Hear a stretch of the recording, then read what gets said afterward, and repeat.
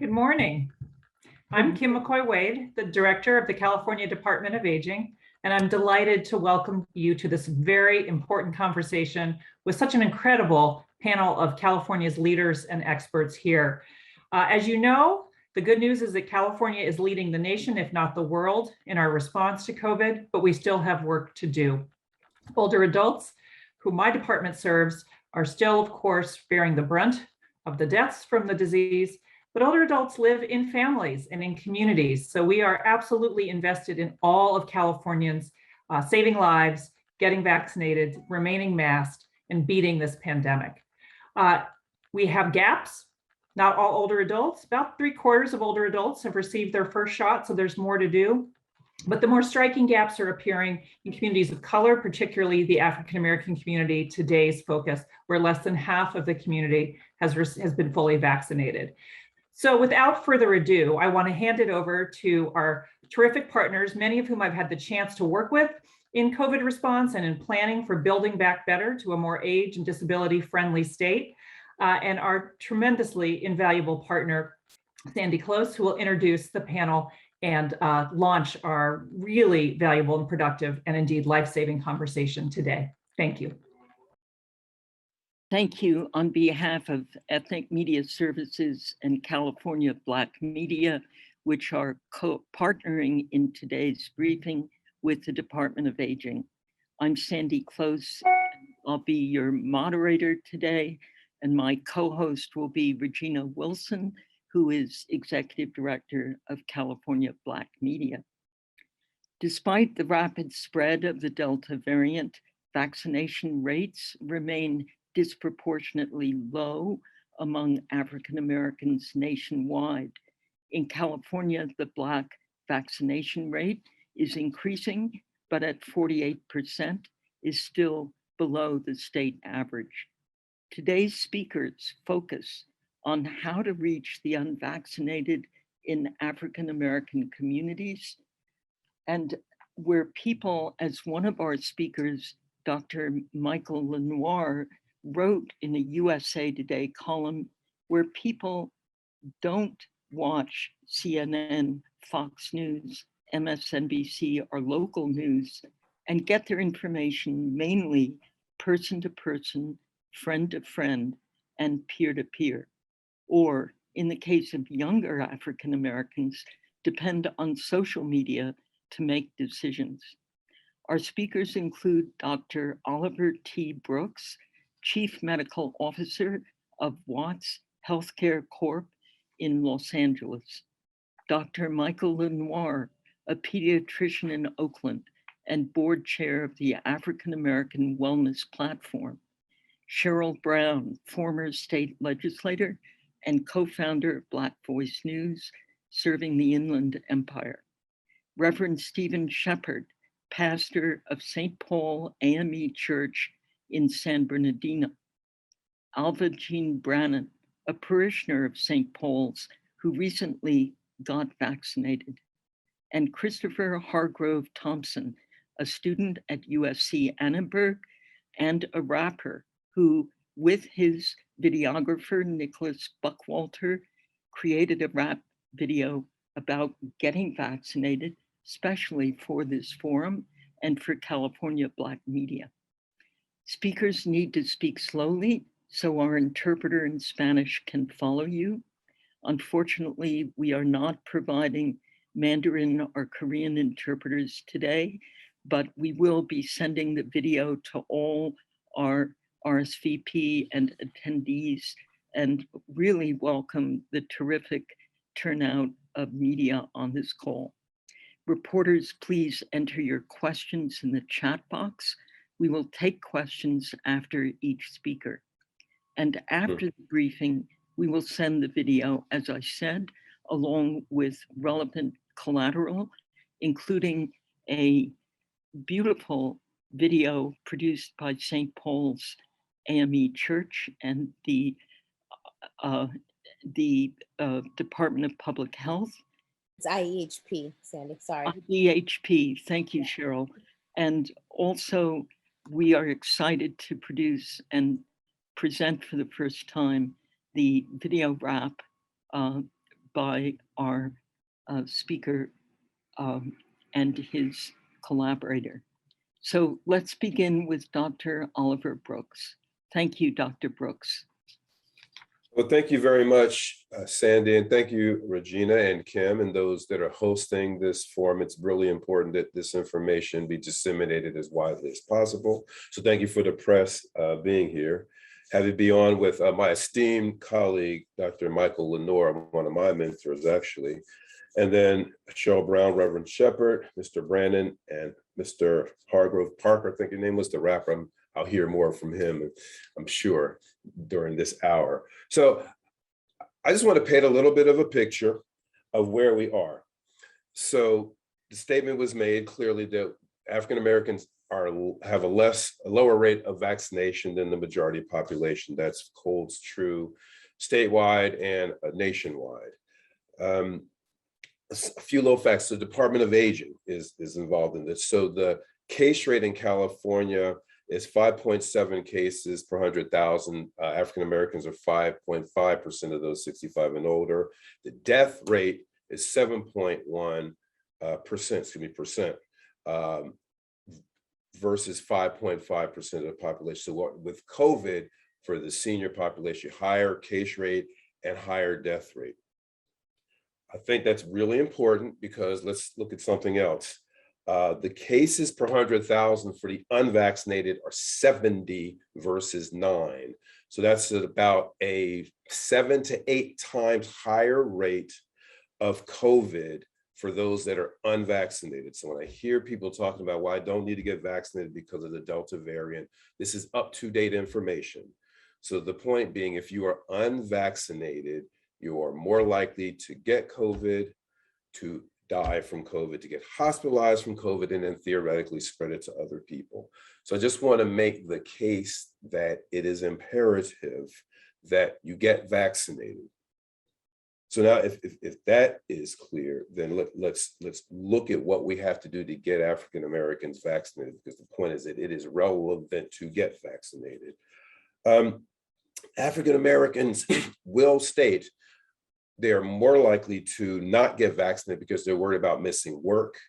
They're worried about not having sick leave. They're worried about having to pay for vaccines. So that's the general concept of access. So some that are unvaccinated, it's just not because they're anti-vaccine. One final little note to add, the life expectancy from COVID, well, because of COVID, has reduced. The life expectancy has dropped by 1 year throughout the United States, but by 2 years for African Americans. So again, I just want to be clear that it is imperative that we address this. People are dying, getting sick, and long COVID, more likely in those that are unvaccinated, even if you get COVID. All right, so why are we not vaccinated? So we have 3-4 other panelists that will speak to this.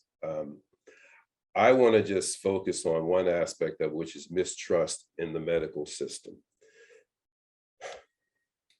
Blacks have been mistreated by the medical system for as long as we have been in this country.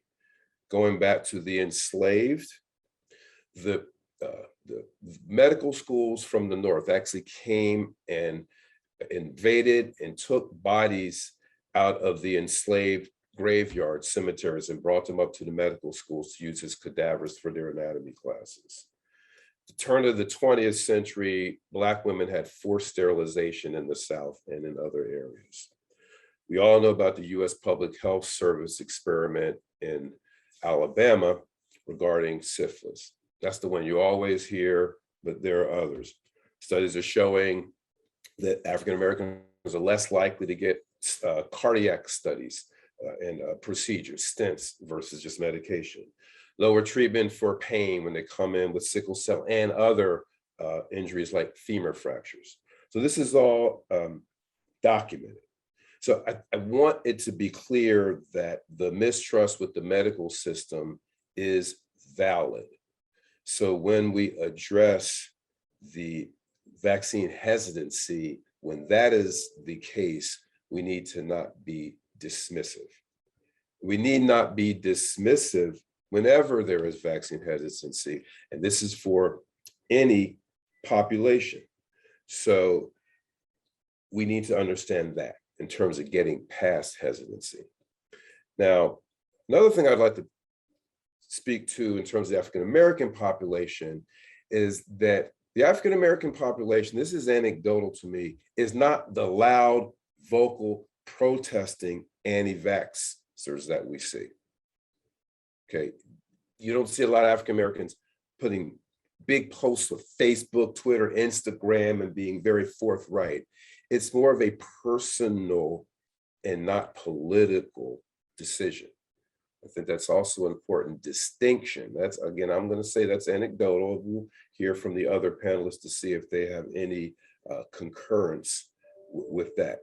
And they're not theoretically, we as African Americans are not theoretically as fervent about it. It is a decision based on primarily mistrust of the vaccine and mistrust with the healthcare system, with the medical delivery system. So the bottom line then is, what do we do? I mean, those are the issues. And what do we do? And my thought is this. First of all, we hear a lot about trusted messengers.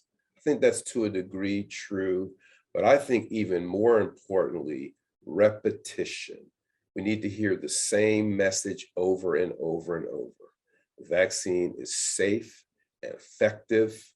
There was no conspiracy. If there's any conspiracy in my mind, it is that we are being told the vaccine isn't safe. We're not getting vaccinated, so we're dying and getting hospitalized. So, you know, when you think about it, that makes sense to me.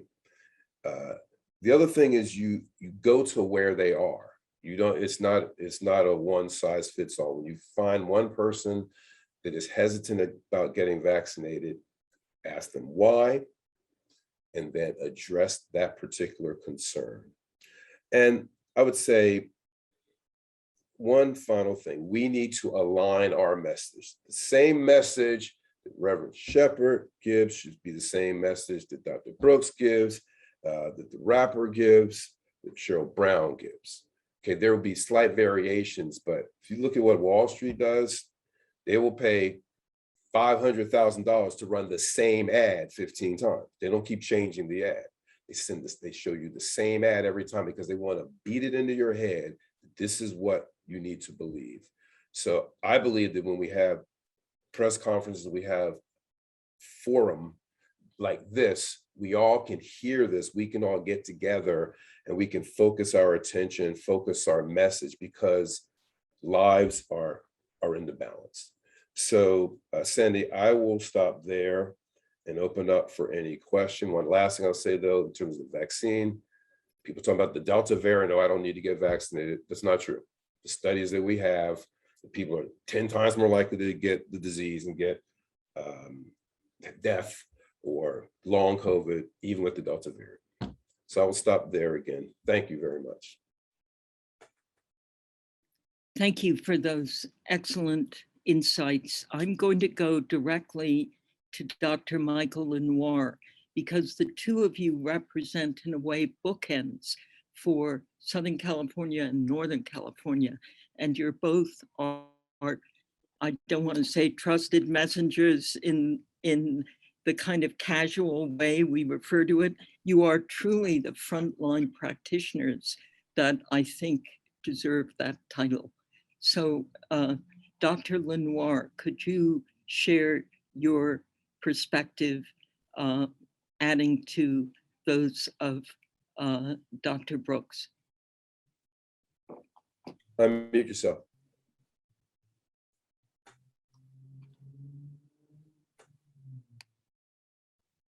Let's see. Unmute yourself, Dr. Lenoir. Thank you. All right. Thank you, Dr. Brooks, for and thank you for asking me to join this very distinguished panel. I think that we have to look at the history of African Americans over 400 years to realize that we have, from the cradle to the grave, more chronic diseases. We die more quickly. We're sicker, and this was a perfect fodder for a virus such as the the COVID-19 virus.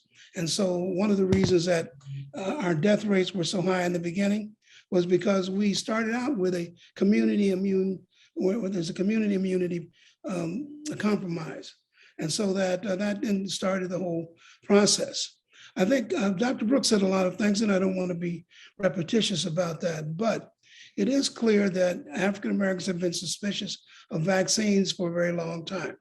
Of course, the Tuskegee experience is the experience that most African Americans really don't know as much about, except that we were denied treatment, and that has triggered a suspicion of all vaccines. And so for many, many years, prior to the last 2 or 3 years here in Northern California, we had to discuss with parents, Black parents, about any vaccine. And it was only until the vaccines were mandated by the state of California that discussion really kind of stopped. It was very surprising. There was very little uprising, very little discussions. I think that when we first started our involvement in this process, we had a grant from the Berkeley Pilgrimage Foundation to talk about older African Americans, and we used the media that seems to be a part of their resources on KDIA and KDYA with messages. But it turns out that older African Americans were much more likely and much more open to the discussion of vaccines than it turns out that younger African Americans are. So one day I'm in my office and we were talking about the vaccines, and I did a survey of 15 of my patients who were there with their children. And I asked how many of them had been vaccinated, and only 2 of the 15 had been vaccinated. And that's when I started to realize, this is going to be much tougher than I thought, because people who are hesitant about vaccinations now are very, very much like variants. They're tougher, they're more resilient, they're more entrenched. They have reasons that they believe are true, and consequently, it makes it more difficult to persuade them to get a vaccine. They're reinforced by friends and peers in communities like Clubhouse and Instagram, TikTok, and areas where we're really not putting in the messages together. I agree with Dr. Brooks, the messaging has been confusing to a lot of people and has allowed for a lot of creativity and imagination. Some of the excuses, some of the reasons for hesitancy. One is so he's waiting for God to tell him when to get vaccinated. The other was that they know 3 people who died from the vaccination. Now, you know how few people have died in California, but they know all 3. And they were worried about the vaccine was too quickly released to the marketplace, and they're putting something in you in a couple of years, you would deteriorate. These are reasons that they have for not being vaccinated, for which there really is no explanation but the truth. I think that all the messaging that we've done has been creative. I think that the state of California and people like your organizations have been very, very creative in trying to message about how good the vaccines are, how important they are. And so consequently, I think it's going to be a one-to-one discussion between trusted and vetted messengers from our community that convinces people to get vaccinated. Paradoxically, I'm not the one talking about this, but I think that at some point, this issue of mandates is going to come up, and I'd be interested in what the panel has to say about that. But I find that the conversation now that is much more difficult than it was in the beginning, because the people who are not getting vaccinated. And here are a couple of things that I say that maybe others don't say. Everyone who is not vaccinated will get a COVID infection. There's no question in my mind about that.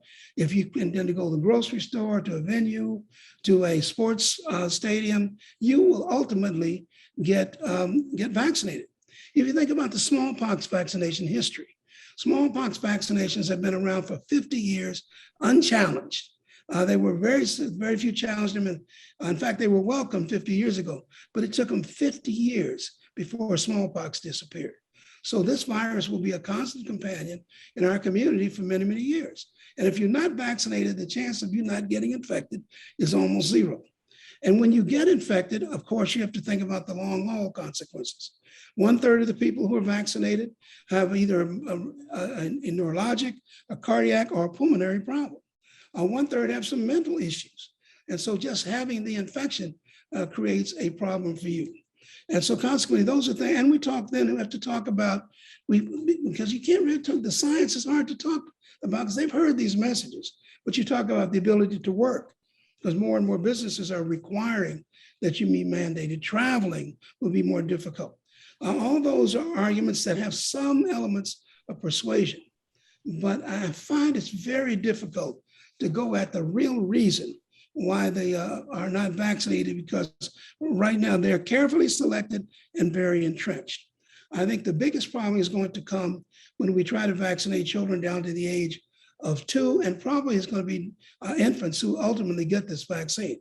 So there's one level that you can persuade, get vaccinated. There's another level that we have to talk to about getting their children vaccinated. And there's a third level we're going to have to talk about getting children vaccinated early. So we still have a very big job to do, especially in the African-American community. So thank you. I'd like to ask to start with the question for both of you, Dr. Brooks and Dr. Lenoir. In your USA column, you said, Dr. Lenoir, that you're most worried. Dr. Brooks, and then go to Dr. Lenoir. Okay, so I saw in the chats when asked about our Black children not getting vaccinated because their parents are holding them back. The answer is yes. Studies show there's a higher rate of concern, and they're more concerned about vaccine than they are COVID, which is very improperly focused. So what can happen is, especially in the Black community, the grandparents hold a place of high respect. The grandmothers, in my opinion, hold the Black community together. So if the grandparents just basically tell the young, you need to go get vaccinated. I got vaccinated, you need to go get vaccinated. And again, there's not a lot of discussion. It's pretty straightforward. So I believe that there's a lot that can happen to increase the rate of children getting vaccinated. And we are seeing more pediatric COVID disease. And as you know, the only way you can have the MISC, the multi-system inflammatory syndrome in children, is from getting COVID. So we got to get these children vaccinated. And if they're not vaccinated, give it to grandma if grandma's not vaccinated. So that's what can happen. I'll let Dr. Lenoir speak on that also, obviously. Yeah, I just did a radio piece, and I'm calling for the resurrection of the Gray Panthers. You remember the Gray Panthers when they were an activist group? I think because so many of the older African Americans are vaccinated, and as Dr. Brooks say, held by high esteem by most families, we need to get organized. I mean, I have 4 children, I have 5 grandchildren, I have 1 great-grandchild, and all of them who can be vaccinated are. And they asked me why. I said, because. Now, because used to work when they were teenagers, and it worked a little bit under this occasion, but we had a discussion.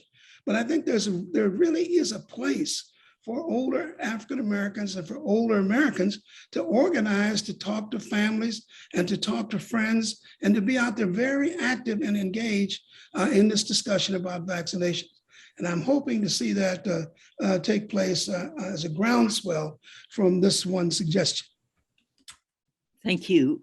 I'm going to pass the microphone on now to the Inland Empire and ask both Dr. Brooks and Dr. Lenoir to check the chat box for additional questions.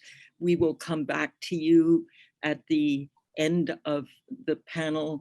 Dr. Brooks, I realize you may have to leave early, but I really appreciate any answers you can provide on the chat box to questions from our media.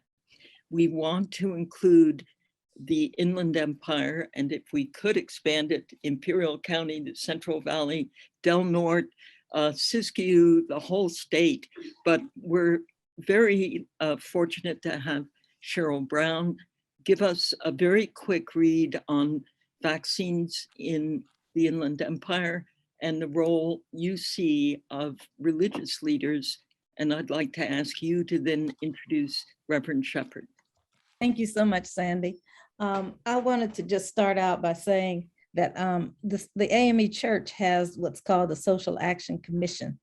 And in each church, they have a social action committee, and I'm the chair of that social action committee that we've been taking on. Now, yesterday we had a meeting with all of the social action chairs across the state and throughout the United States. The kind of things that are happening now with this COVID is that people are going in to the pastors saying, well, I need a religious exemption.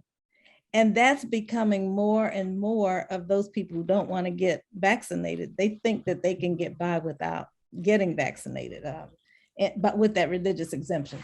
So that's something that pastors are going to have to really look at and watch, because there is no religious exemption. They told you there were, but there's no religious exemption because the Bible speaks about how we need to do the things that we need to do to take care of ourselves. Now, in the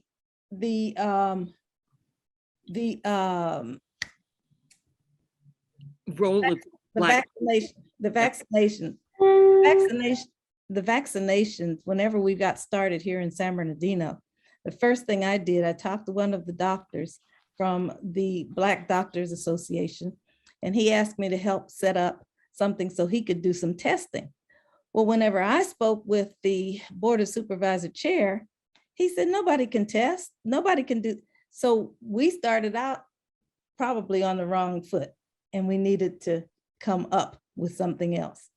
Now, people are getting vaccinated in my circle, but there are still people who are outside. But I wanted to introduce you to someone who has a lived experience and tell you how that happened. When I called Pastor Shepard for the first group that we did, he was interested. He had not been a fan of vaccinations, and he really he didn't really want to get a vaccination at first when the whole discussion started.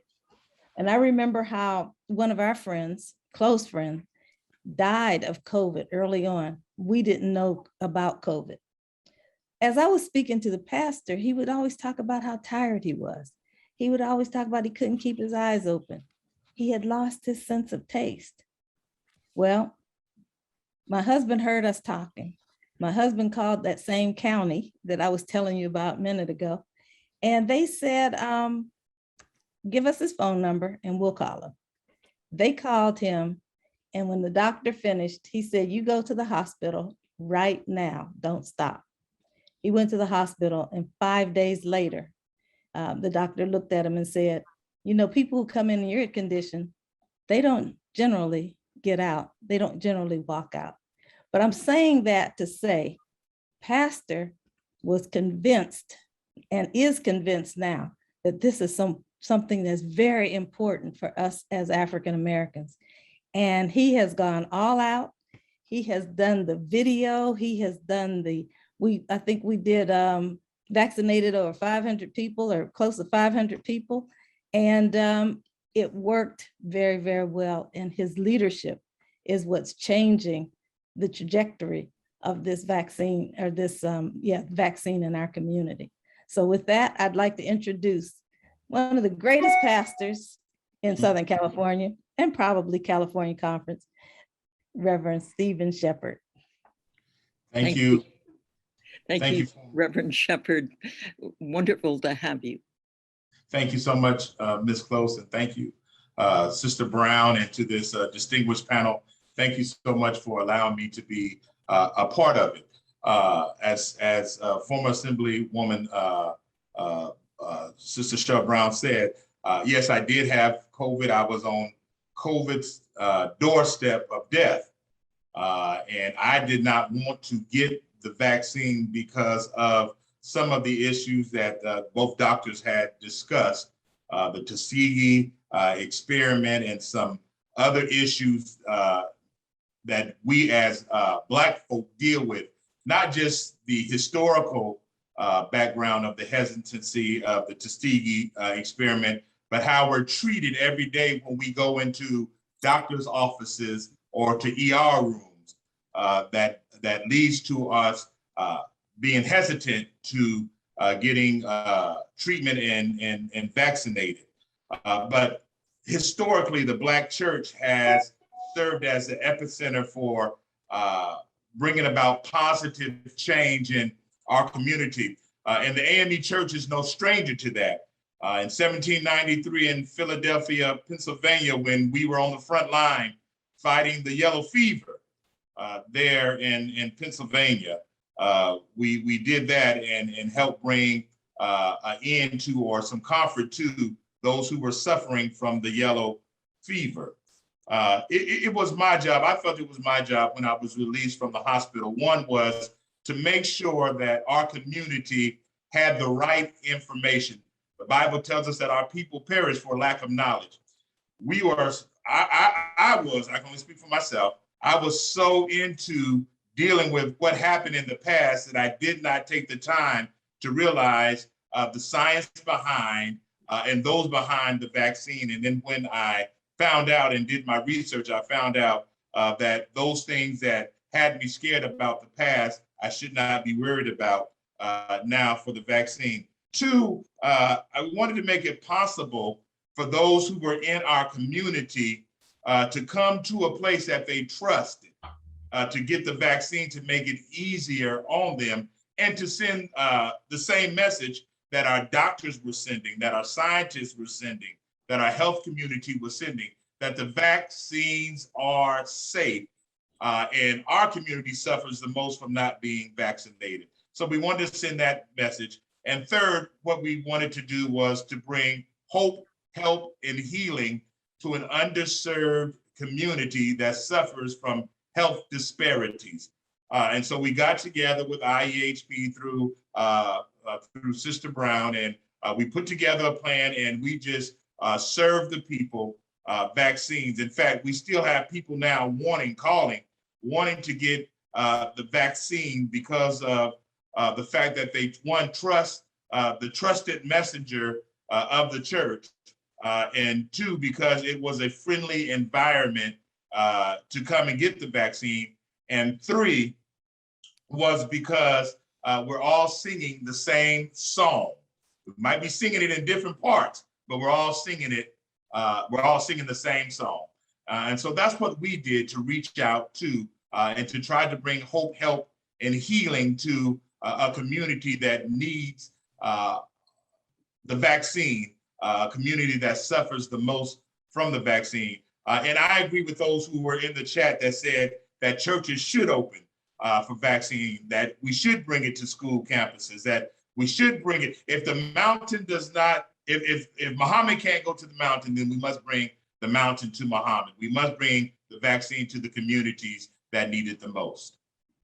So, Reverend Shepard, thank you. Could you introduce your parishioner, whom we're very honored to have, Mrs. Alva Jean Brannon, to tell her story and the role your church had in it?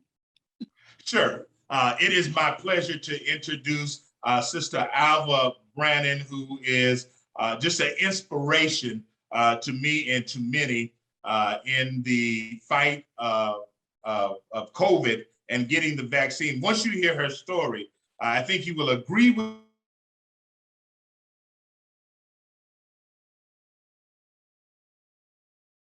in our community to get vaccinated. I present to you Sister Alva Brannon.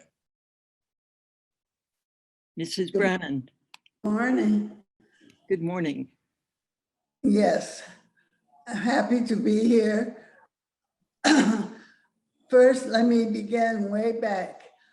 I'm the product of that Tuskegee Institute study. My dad was one of the young men, unknowingly, and of course he was not treated. My parents was not aware, and so when I was born, was contracted to syphilis. The family did not recognize or know this until I was 7 years old, when I lost all of my vision. I was completely blind from age 7 to 15 when I had a cornea transplant and got some vision back. So of course, my family always said no vaccine. It was just part of it. I remember having to get, my grandmother had to get a court order just for me to get the smallpox vaccination because it was said your arm would rot off, and because it would make a big blister. That's how entrenched I was. I told all of my children, I have 3 children, 5 grandchildren, and 7 great-grands. Don't get that vaccine. Anything that they wanted to give to us as African Americans, you know, has a negative thought about it. It's going to do something harmful to us. It's not good. Why do you want to give it to us first? Anytime the government has never wanted to give us anything first. So why do you want to give us this vaccine? Now, so we wasn't getting it. I have a lot of the compromising conditions, pulmonary hypertension, high blood pressure, diabetes. So when I went to my pulmonary doctor, they were going to give the vaccine. He said, "Can I set your appointment?" "No, I don't want it." He said, "Well, you know," he gave me the talk, "what's going to happen to you if you get COVID? You're going to die." I mean, straight out. He didn't put any butter on it. He just told me straight out. Yeah. Well, with me and my flippant mouth, I said, "Well, I'm going to die anyway, so of something, so be it." So I left. During the meantime, my daughter was saying, "You know, I really would like you to think about getting a vaccine. I hear there's a one shot from J&J." And then just 3 days later, we got the call from the church that the IEHP, which I remember, was giving the Johnson & Johnson at the church. So I took that as a symbol from God, and that it was time. So with my daughter money being the catalyst, she signed us up right there. And so I got the vaccine. Because I got the vaccine, then I had to explain to all of my children and grandchildren that, "Okay, Grandma, you said this wasn't good. What's going to happen?" One said, "Oh, you call us every day to see if you're doing an extra limb. Call us and let us know how you're feeling." And so the joking stopped, and I started to say, "You need to get the vaccine, because if it does nothing else, it'll keep you from having and being critically ill, because usually you don't come out as an African American if you go in critically ill, because it has been my experiences. You go to emergency or urgent care and they send you home the first time telling you to take a couple of aspirin and drink plenty of fluids." Okay, so now all of my family has been vaccinated except one child and one grandchild that can't because she's highly allergic, and her doctor said that they wouldn't recommend she get the vaccination. So that's the good part. And the other part is being part of the church, and that's brought the belief and the trust. Otherwise, I would not have received vaccination still if it had not been part at my church. And my daughter convincing me, "Let's go over to the church and get it done." Thank you. Thank you. Thank you so much. That's That's very powerful testimony. I want us to go to our final speaker, which in a way is where we're all focusing our attention, from the elderly to the young. So we were really delighted when Christopher Thompson Howard agreed with his colleague, Nicholas Buckwalter, to be on this panel and speak from the perspective of a 21-year-old student rapper. And he told me something extraordinary, that he finally decided to do a video of himself getting vaccinated, which we'll play at the end of his presentation. But if you listen carefully to that rap, it was his grandmother and the desire to see her that finally convinced him he needed to get vaccinated. So there is this remarkable intergenerational connection.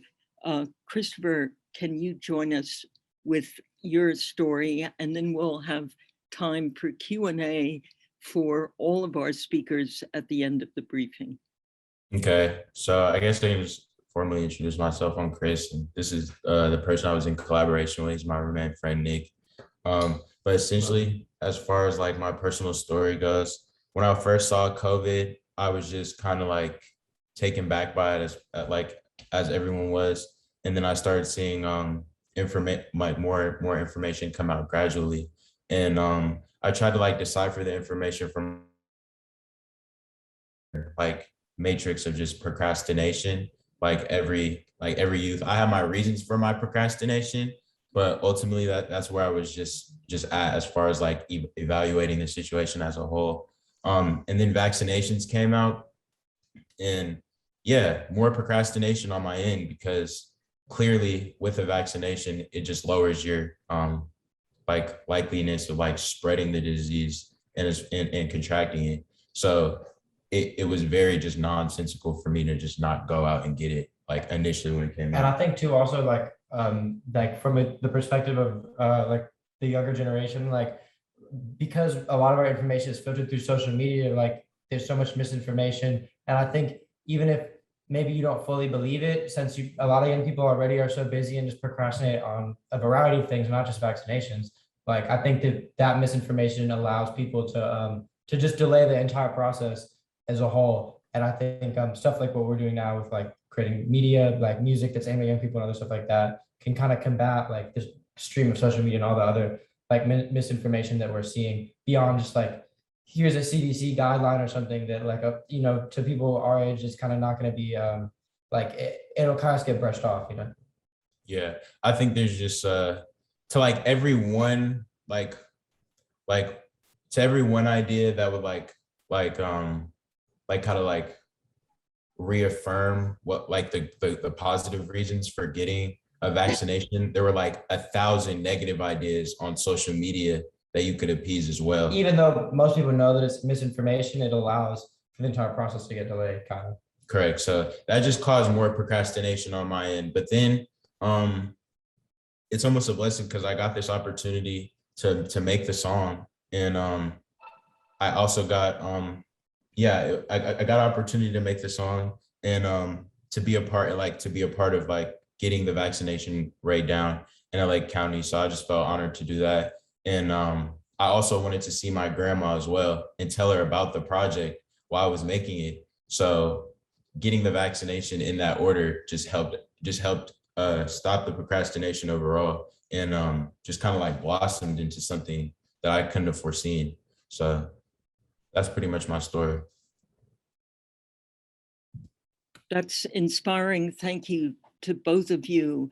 And I'd like to play the rap video, which is not the final complete with the backslide finished, but has the message that you think would be the kind of message artists would be willing to produce to reach your generation. And could you just finally put your thoughts about what we can do to support more artists like you guys to get this kind of constant communication that doctors Lenoir and Dr.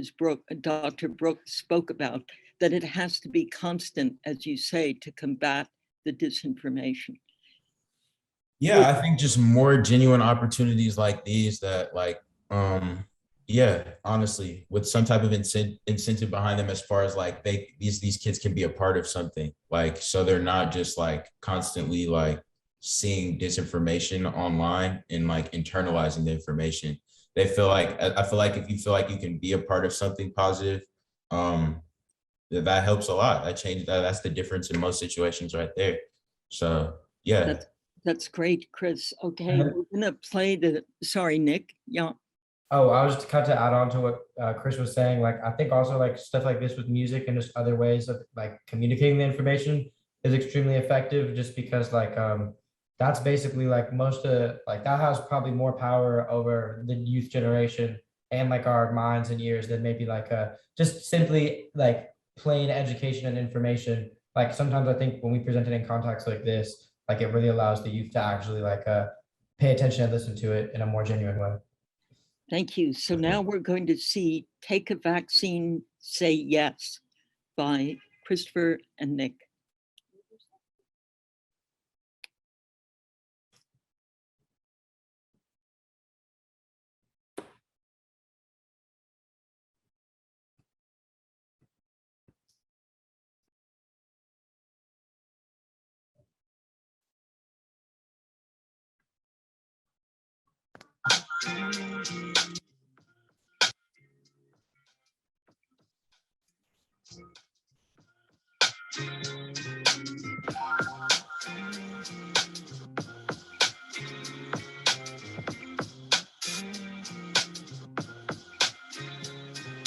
Holistic health, can we talk about it? What you're facing, your heart racing. We couldn't pace around Paris bound. Flight got canceled, no flight, no vaccination. No vac, no destination. Pot of doubt up, I'm educating. Pot of doubt up, I'm educating. Sign up on the app, no application. Watch inside of Walgreens just to get the vaccine. I guess you good on your application. Only took you 15 minutes, now you good at your occupation.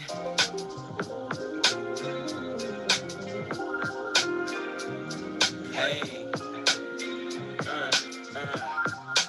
you should care less about the PR press. You should care less about what Fox say next. I gotta make sure all my people stay blessed. You should care less about the PR press. You should care less about what Fox say next. You gotta make sure all your people stay blessed. Take a vaccine, say yes. Take a vaccine, say yes. Take a vaccine, say yes. Yes. Take a vaccine, say yes. Take a vaccine, say yes. Take a vaccine, say yes. Take a vaccine, say yes. Yes. Take a vaccine. Thank you. That's very, very exciting to see. I'd like to just hear from our fellow panelists. What did you make of the video? I'll speak.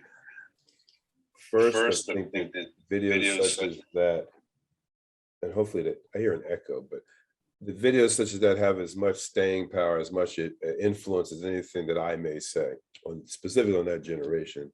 And number two, I like the fact that at the end he gave a reference on cdc.gov. That just, to me, that made it, to me, almost fully legitimate.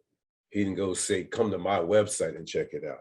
So I thought it was, it's excellent. We need more work done like that. And that's what I was saying and what others have said, having the same mess, being on the same page, hearing that from an old fogey like me and a young maverick like these two gentlemen. Yeah, plus you can understand it. I mean, that's one thing I have trouble with rap. I know the music is good and I know the lyrics are powerful, but at least I can understand what he said on this one. And then that goes a long way, I think, to persuade people. There was enough of the, the abstract, but I mean, at least I can understand the words for the first time in most of the rap songs I've heard over the last 3 or 4 months. That's great. Reverend Shepard. Yes, ma'am. I echo the words of Dr. Brooks and Dr. Lenoir. I think it was wonderful. I was over here patting my feet, but more than the beat is the message behind it. And it's up to us, especially as church leaders, to embrace folk like Chris and Nick to come into our spaces and to share that message. So I'll say it now for the whole world. I'd be more than happy to have you here to come and spread that message and share your story in the hopes that we can get more folk vaccinated. Thank you. And Mrs. Brannon and Ms. Brown, Yeah.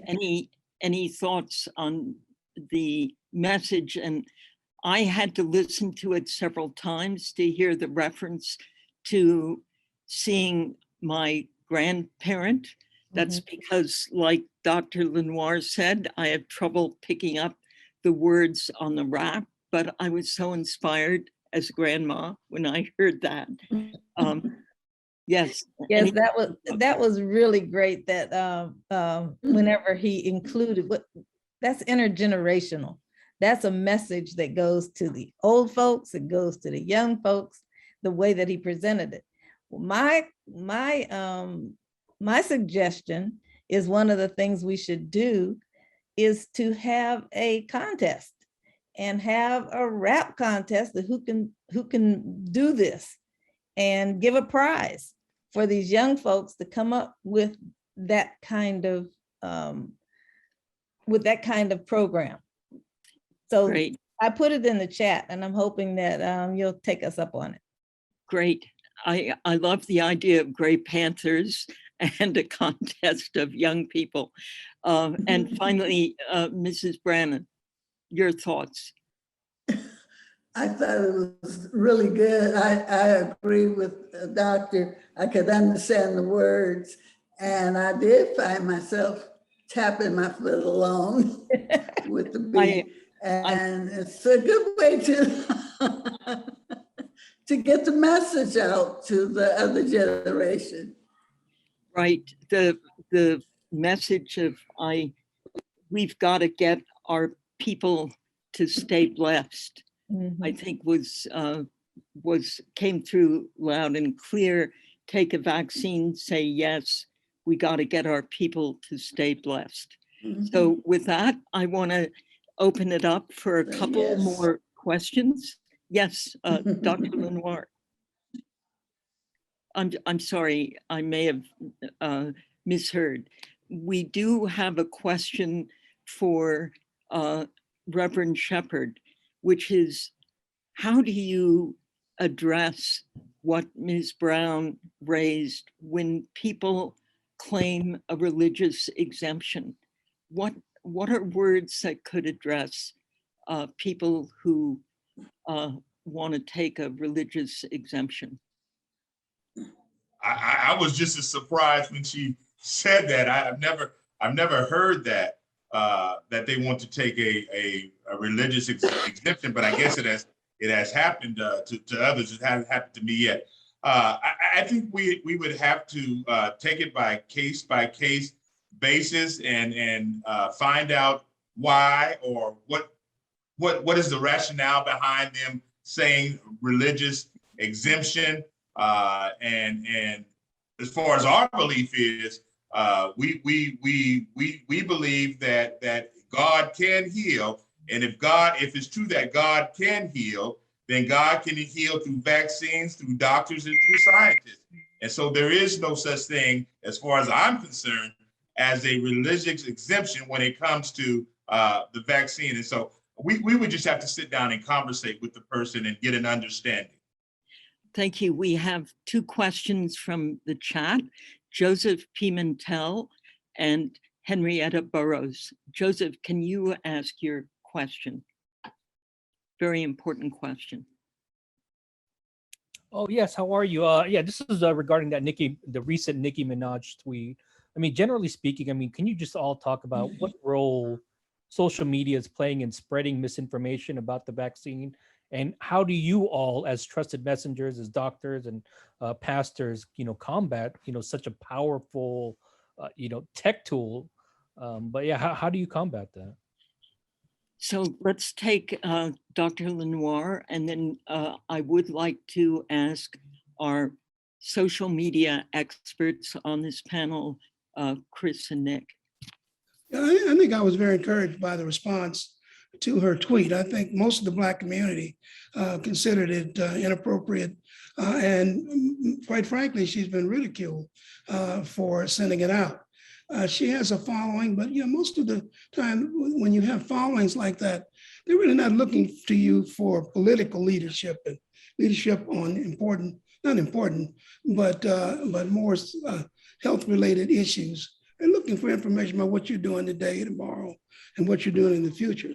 So I think that what I saw on the social media that we're engaged with was that there was a big backlash against what happened, and it probably should have been. And Chris and Nick, do you have any thoughts you want to add on that?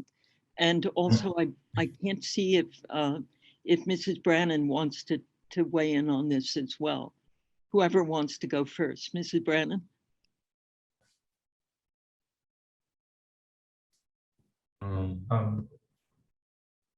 Okay, Chris, there's a bit of a technical glitch with Mrs. Brannon, but Okay. Chris, why don't you go? Okay.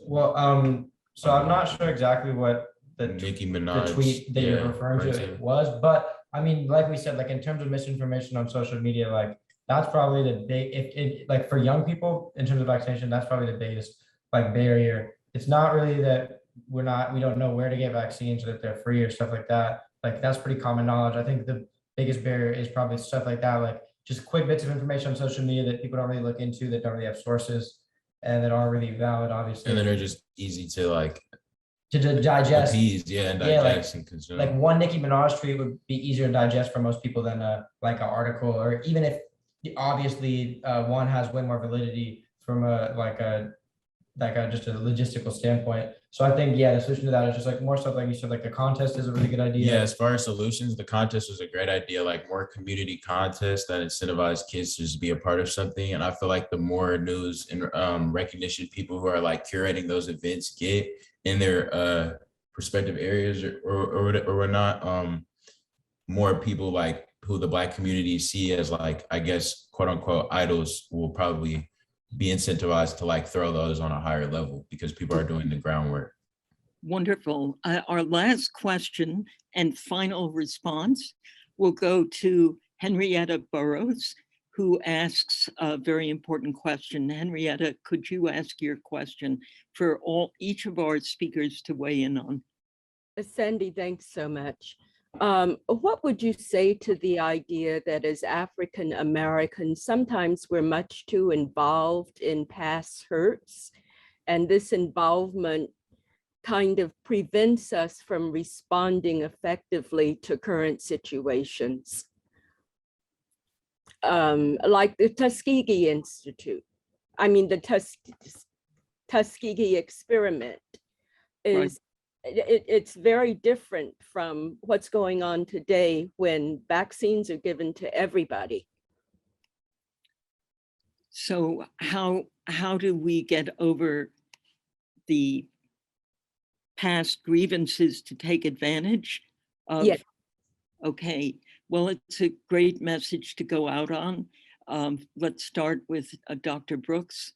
How does a community move beyond the incredible historic memory to embrace the future? So first of all, thank you for having me. One footnote, the approach now is to call this the U.S. Public Health Service experiment. When we refer to it as Tuskegee, the first thing that comes to your mind is a negative vision of Tuskegee. So I was with a woman whose father was involved in it just a week and a half ago. And so she made that point very clear. So I call it the USPH as U.S. Public Health Experiment on Syphilis. The answer is you learn from history to lead you in the present and guide you into the future. So it's almost like PTSD. I mean, the African Americans have suffered a shock for 400 years. So it's not just as simple as forget about it. But the bottom line is you got to live in the present. So you can look at the past, but you got to live in the present. And the way to do it is to evaluate the information and then utilize that information to move you forward. Very simply, you were denied treatment during the USPHS study in Alabama. Here right now, you are choosing to deny yourself of a treatment or of an effective vaccine. So when you use what happened in Alabama to say you're not doing this, it doesn't fit. So again, thank you for having me. We need to learn from our past and guide us in the future. With that, I'm afraid we've reached the point of no return, 12 o'clock. I do think Dr. Lenoir may have a final word, and then we'll close the conference. Dr. Lenoir. Yeah, I think that the Tuskegee issue was a cover in the beginning for complete distrust of the medical system. I think if you asked most of the young parents that I'm concerned about, they don't even know what happened in Tuskegee. And so consequently, that's not the thing that they're have to do, as Dr. Brooks said, we do need to learn from the past, but we need to learn exactly what happened. And I think that many people gone beyond that and have other more entrenched, difficult responses to hesitancy. So I'm hopeful that we do continue to keep that in mind, but obviously I think there have been some successes in explaining the differences. And thank you, Mrs. Brannon. Can you now give us your blessing and we'll close the conference? Mrs. Brannon, any final word? Oh, yes, I would like to just remember that we can't forget our past. We learn from that and move into the future. And because of still distrust, it's not based on Tuskegee, like the doctor said. Many of the young people, my grandchildren included, don't know about Tuskegee unless I had told them my story. But they know that they're not getting equal medical treatment. They know that we're dying at an unprecedented rate over other people. They know that our pain is not recognized as true pain. So these are the things that they're bringing forth to be hesitant. And then the social media about the autism and all the other things that are not transparent brings in people being hesitant to get vaccines, and not just based on Tuskegee. And yes, we have to just keep educating ourselves, and we keep on putting the word out, the success stories. Great. To benefit our people. Well, yours is definitely a success story, and I want to thank all of our panelists for a wonderful hour of insight and, frankly, inspiration. Thank you so much, and we will be sending a video with both the St. Paul video and our wrap from Chris and Mike. Take a vaccine, say yes. You got to make sure your people are blessed. Thank you, and have a good day.